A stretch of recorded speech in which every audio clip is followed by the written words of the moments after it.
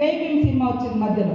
అంటే ఒక్క మామూలు మహిళ భర్త దొంగతనం పేరుతోటి ఒక ఉన్నత వర్గాలు కేసు పెట్టి ఇబ్బందుల పాలు చేస్తే చేతిలో సంఖలో బిడ్డ, కడుపులో మరి రూపం పోసుకునేటువంటి బిడ్డ యొక్క సినిమాను అద్భుతంగా మన ముందుకు తీసుకొచ్చింది.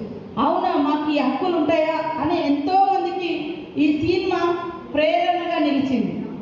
కానీ అలాంటి సినిమాను ప్రోత్సహించలేదు, అలాంటి వాళ్ళకి అవార్డులు రాలే జైభీమ్ సినిమా లాంటి వాటికి.